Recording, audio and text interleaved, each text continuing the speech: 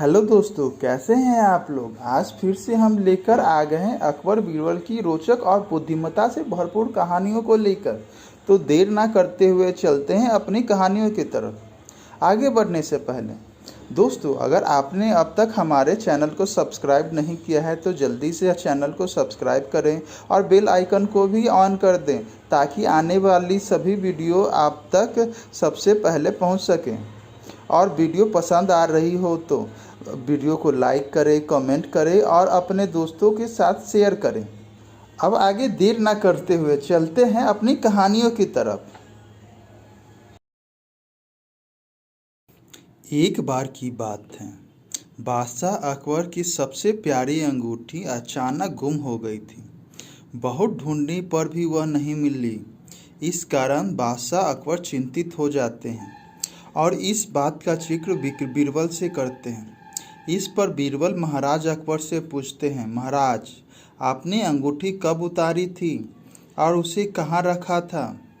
बादशाह अकबर कहते हैं, मैंने नहाने से पहले अपनी अंगूठी को अलमारी में रखा था और जब वापस आया तो अंगूठी अलमारी में नहीं थी।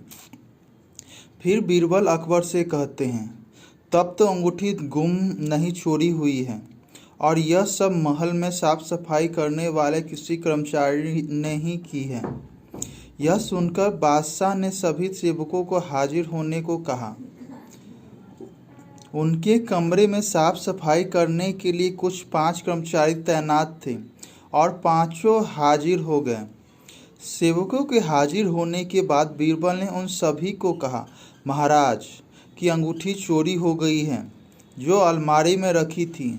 अगर आप में से किसी ने उठाई है तो बता दे, वरना मुझे अलमारी से ही पूछना पड़ेगा। फिर बीरबल अलमारी के पास जाकर कुछ फुसफुसाने लगे। इसके बाद मुस्कुराते हुए पांचों सेवकों से कहा, चोर मुझसे बच नहीं सकता क्योंकि चोर की दाढ़ी में तिनका है। यह बात सुनकर उन पांचों में से एक ने सबसे नज़र बचाकर दाढ़ी में हाथ फेरा, जैसे कि यह तिनका निकालने की कोशिश कर रहा हो। इसी बीच बीरबल की नज़र उस पर पड़ गई और सिपाहियों को तुरंत चोर को गिरफ्तार करने का आदेश दिया। जब बादशाह अकबर ने उनसे सख्ती से पूछा तो उसने अपना गुनाह कबूल कर लिया और बादशाह की अंगूठी वापस कर दी। बादशाह अकबर अपनी अंगूठी पाकर बेहद प्रसन्न हो गए।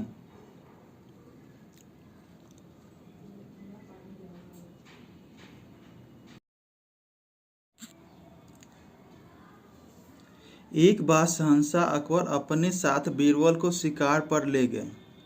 उनके साथ सेना की एक टुकड़ी और कुछ सेवक भी थे। शिकार करके कुछ एक दिनों में अकबर लौटने लगे।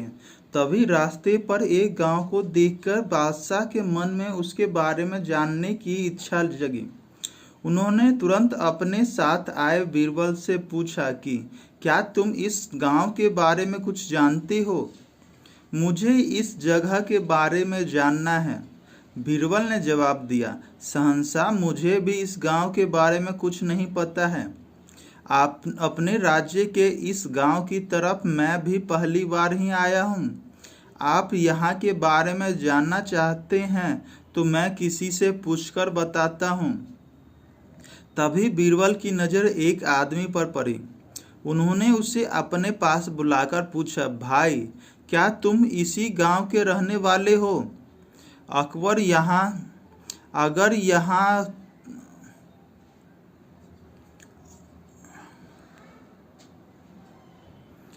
अगर हाँ तो इस गांव के बारे में मुझे सब कुछ बता दो। यहाँ सब बढ़िया तो चल रहा है ना।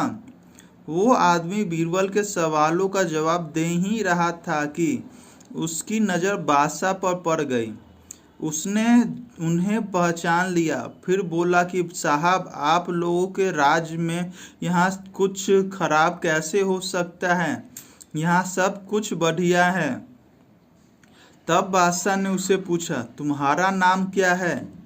उस व्यक्ति ने जवाब में कहा, मेरा नाम गंगा है। बादशाह फिर बोले, पिता का नाम। जवाब मिला, जमुना। इतना सुनकर बादशाह ने पूछा कि फिर तो जरूर तुम्हारी माँ का नाम सरस्वती होगा। उसने कहा, नहीं हुजूर, मेरी माँ का नाम नर्मदा है। इन सभी बातों को सुनकर बीरबल को हंसी आ गई और उन्होंने मजाकिया अंदाज में कहा, बादशाह, अब यहाँ से आगे बढ़ना सही नहीं है। यहाँ सारी नदियाँ हैं, आपके पास नाव भी नहीं है, तो आगे मत जाइए। आगे बढ़ने के लिए नाव का होना जरूरी है, नहीं तो डूबने का डर बना रहेगा और यहाँ ज़्यादा देर रुके तो सब कुछ बह जाएगा।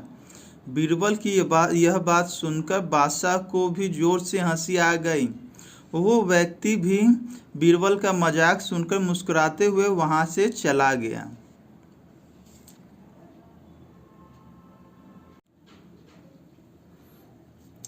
एक बार की बात है, बादशाह अकबर के दरबार में उनसे नौकरी मांगने की फरियाद लेकर एक व्यक्ति पहुंचा।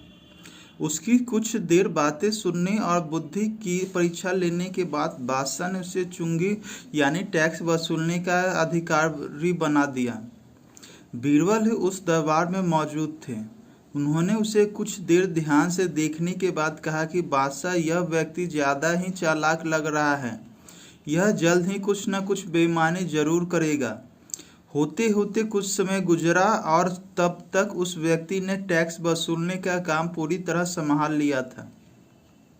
एक दिन बादशाह अकबर के पास दो व्यक्ति उस अधिकारी की शिकायत लेकर आए। शिकायतें मामूली थी, इसलिए उन पर ज़्यादा किसी ने ध्यान नहीं दिया। उसके बाद रिश्वत लेने और जनता को परेशान करने को आरोप भी उस पर अधिकारी पर लगने लगे। इतनी शिकायतें आने पर बादशाह ने सोचा कि इसका तबादला ऐसी जगह कर देता हूँ जहाँ इसे बेईमानी करने का मौका ही ना मिल पाए।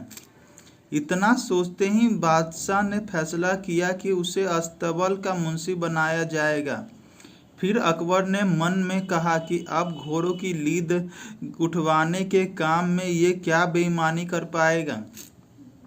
वहां मुंशी के पद पर पहुंचते ही उस व्यक्ति ने फिर रिश्वत लेना शुरू कर दिया। उसने सीधे घोड़े की देखभाल करने वाले से कह दिया कि तुम घोड़ों को कम दाना पानी खिलाते हो।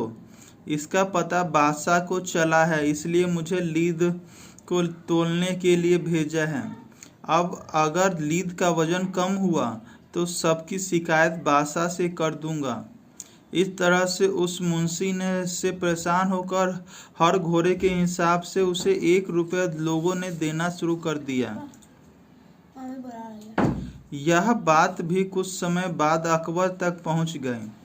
उन्होंने मुंशी को सीधे यमुना की लहरें गिनने का कार्य सौंप दिया। फिर बादशाह के मन में हुआ कि अब यहाँ तो यह कोई बेईमानी कर ही नहीं पाएगा। कुछ ही दिनों में जैसे ही वो व्यक्ति यमुना किनारे पहुंचा तो वहां भी उसने अपना दिमाग दौड़ा लिया। वो नाव से सवारी करने वालों को रोक रोक कर कहता कि मैं लहरें गिन रहा हूँ, ऐसे में तुम लोग यहाँ से नहीं निकल सकते हो। इसी जगह से 2-3 दिन तक रुकना होगा। रोज रोज ऐसी बातें सुनकर नाव चलाने वालों ने अपने कार्य को जारी रखने के लिए उसे 10-10 रुपए की रिश्वत देना शुरू कर दिया। अब यमुना किनारे भी वो व्यक्ति खूब बेईमानी कर रहा था। 1-2 महीने में यह बात भी बादशाह तक पहुंच गई। तभी अकबर ने एक लिखा हुआ आदेश भिजवाया, नाव को रोको मत, जाने दो।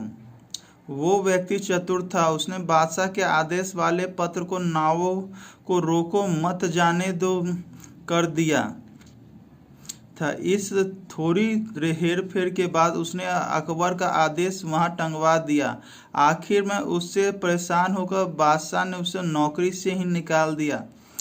तभी बादशाह को बीरबल की बात याद आ गई कि ये आदमी बेईमानी जरूर करेगा।